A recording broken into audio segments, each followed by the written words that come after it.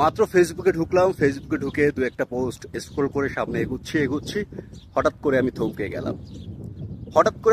গেলাম, আমার হাত থেমে গেল এবং আমি কিছুটা সময় ধরে জাস্ট একটা পোস্ট দেখলাম এবং অনেক কথা মনের মধ্যে চিন্তা করলাম, অনেক চিন্তা ভাবনা, অনেক কিছু কাইন্ড অফ বলতে পারেন যে আমার ব্রেনটা এখানে স্ট্রক হয়ে গেছে এবং আমি জাস্ট ওই জগৎটার মধ্যে ধীরে ধীরে ঢুকে যাচ্ছিলাম।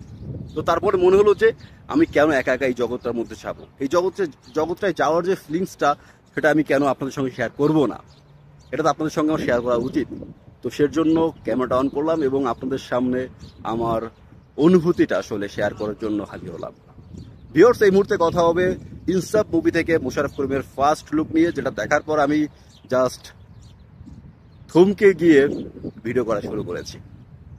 ভাই রে ভাই, পোস্টটা দেখার সঙ্গে সঙ্গে আমার জাস্ট একটা কথা প্রথমে মাথায় আসে, সেটা হচ্ছে যে বাংলা সিনেমার পরিচালকরা বা বাংলা সিনেমার যে এনভায়রনমেন্টটা সেটা আসলে অনেকটাই পরিবর্তন হয়েছে এবং এই পরিবর্তনটা আসলে চিন্তাধারার বাইরে চলে গেছে এবং এই চিন্তাধারাটা অনেকটাই বহির্বিশ্বের সঙ্গে তাল মিলে করা হচ্ছে এবং করা হচ্ছে দর্শকদের চাহিদা অনুযায়ী। কারণ আমরা সবাই দেখেছি যে দর্শক হিসেবে আমরা যা চাইতাম সেটা আমরা পাইতাম না, কারণ পরিচালকরা সেই গতানুগতিক অনুযায়ী কিন্তু কাজ করত। তারা মোশাররফ করিমকে নিয়ে সেই আঞ্চলিক ভাষায় সিনেমা, নাটক এগুলোই করেছে, যেগুলো দেখে আমরা এনজয় করেছি। বাট আমাদের যে একটা বিয়ন্ড দ্য ওয়ার্ল্ড চাওয়া পাওয়া, সেই চাওয়া পাওয়াগুলো পূরণ হতো না। তো ফাইনালি সেই চাওয়া পাওয়াটা কিন্তু সঞ্জয় সমাদ্দার পূরণ করছে। সেইখানে মোশাররফ করিমকে এমন একভাবে প্রেজেন্ট করতেছে যেটা আমাদের সকলের আসলে একটা চিন্তাধারার জায়গায় ছিল। আমরা যখন বিভিন্ন সিনেমা দেখতাম, বিভিন্ন ক্যারেক্টারকে দেখতাম, তখন আমরা মনে করতাম যে এই সিনেমাটা যদি আমাদের ইন্ডাস্ট্রির হতো এবং এই ক্যারেক্টারটা যদি আমাদের ইন্ডাস্ট্রিকে প্লে করতো, তাহলে এই ক্যারেক্টার জন্য পারফেক্ট হতো মোশাররফ করিম। এবং এটা আমরা অনেকবার বিভিন্ন ক্যারেক্টার দেখে চিন্তা করেছি। এবং আমার কথা যদি পার্সোনালি শেয়ার করি, আমি কিন্তু বহুতবার বিজয় সেতুপতিকে দেখে চিন্তা করতাম যে বিজয় সেতুপতি যদি এইভাবে অ্যাক্টিং করতে পারে, এইভাবে বিভিন্ন ক্যারেক্টারকে প্লে করতে পারে, আমাদের ইন্ডাস্ট্রির একমাত্র মোশাররফ করিম পারবে সেইভাবে সেই ক্যারেক্টারগুলো প্লে করতে। অর্থাৎ বিজয় সেতুপতি যেটা পারে সেটা কিন্তু আমাদের মোশাররফ করিম তার থেকে ভালোভাবে বা তার মতন করে প্রেজেন্ট করতে পারবে। কিন্তু আমাদের ইন্ডাস্ট্রি কখনোই মোশাররফ করিমকে ওইভাবে ব্যবহার করেনি। কিন্তু ফাইনালি ভাই, বিজয় সেতুপতির মতো মোশাররফ করিমকে আমরা পেতে চলেছি হাই ভোল্টেজ কমার্শিয়াল সিনেমায়, যেখানে ইনসাফের জন্য আসতেছে মোশাররফ করিম। তার এই পোস্টে একটা ডায়লগ বা একটা ক্যাপশনের মাধ্যমে কি তাকে প্রেজেন্ট করা হয়েছে, যেখানে লেখা রয়েছে যে এই ডাক্তার রোগ নয়, পাপ সারায়, রক্তই তার ভাষা, ইনসাফই তার শপথ। এবং মোশাররফ করিমের একটা ইন্টেন্স লুক, এটা দেখার পর এত কথা, এত মানে আনন্দের সঙ্গে নিজের ফিলিংসটা শেয়ার করা। মোশাররফ করিম দাঁড়িয়ে আছে, হাতে তার একটা চাইনিজ এক্স, দেন তার কাছে একটা লাশ পড়ে আছে, পিছনে একটা লাশ, পরিত্যক্ত একটা স্পেস, যে স্পেসে ডক্টরদের কিছু সরঞ্জাম রয়েছে, যেটা আমরা বিভিন্ন সাইকো থ্রিলার বা বিভিন্ন থ্রিলার সিনেমায় দেখেছি যে লাশ এনে কাটাকাটি করা হয়, ঠিক আছে। তো ওই স্পেসটা এখানে ক্রিয়েট করা, ওই এনভায়রনমেন্টটা এখানে ক্রিয়েট করা, এবং ওইখানে ইনসাফের জন্য আসছে মোশাররফ করিম। তো ভাই, পুরো বিষয়টা আমাকে বেশ আনন্দ দিয়েছে। তবে হ্যাঁ, একটা বিষয় এখানে আমি একটু বলতে চাই, এটা অনেকেই আমাকে কমেন্ট সেকশনে বলতে পারেন, সেটা হচ্ছে যে প্রথম দেখায় একটু মানে কাইন্ড অফ একটা ফানি ফিল চলে আসছে, যে দাড়িটার একটা ফেক ভাইব, মানে একটা ভাব রয়েছে, যার কারণে আসলে প্রথম দেখা একটা কমেডি ভাব অনেকের মনে হতে পারে। এটা আমার নিজেরই পার্সোনালি ফিল হয়েছে। বাট আমি কিন্তু শুরুতে বলেছি যে আমি থমকে গিয়ে অনেকক্ষণ ধরে ওই জগৎটা নিয়ে চিন্তা করেছি, ঠিক আছে। তো আমি এটা চিন্তা করেছি যে ফেক দাড়ি হোক আর যাই হোক, ওটা মোশাররফ করিম, যার গালে দাড়ি লাগানো হয়েছে ওটা মোশাররফ করিম, এবং সে তার ক্যারেক্টারটাকে আসলে অন স্ক্রিন এমনভাবে প্রেজেন্ট করে দর্শক সেটাই মুগ্ধ হয়ে যায়।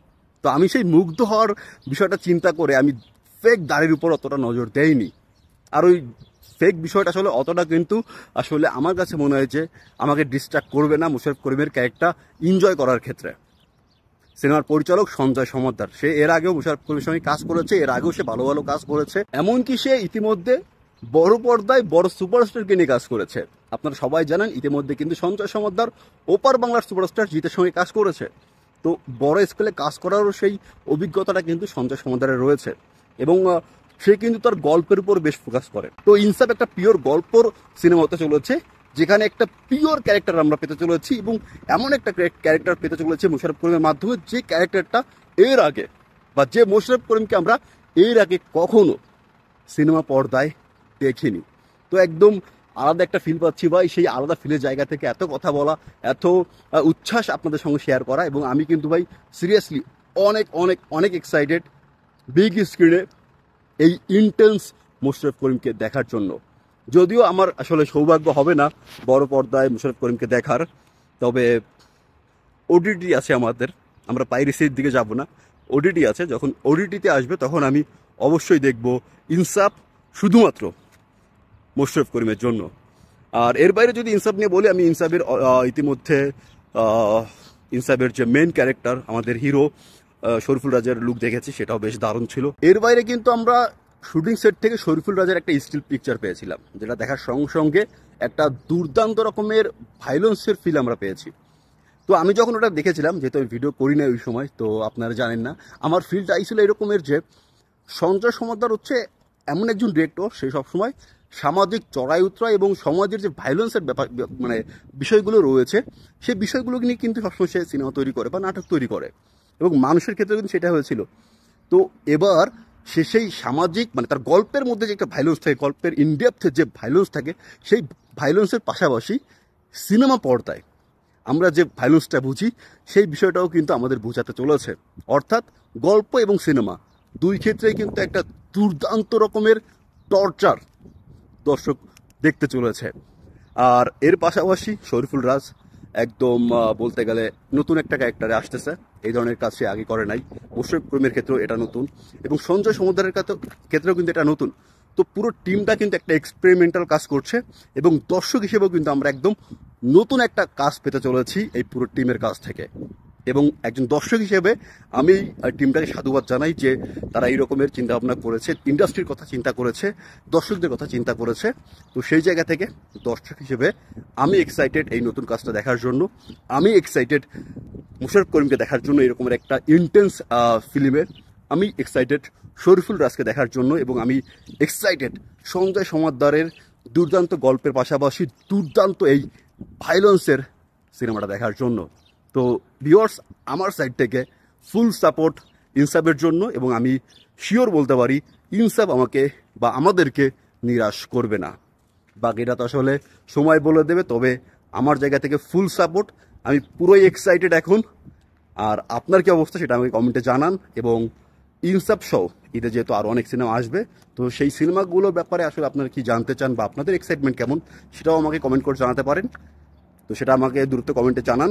দেখা হচ্ছে আপনাদের সঙ্গে পরবর্তী ভিডিওতে। সে পর্যন্ত ভালো থাকেন, সুস্থ থাকেন, এবং ভালো বাংলা সিনেমার সঙ্গে থাকেন। ধন্যবাদ।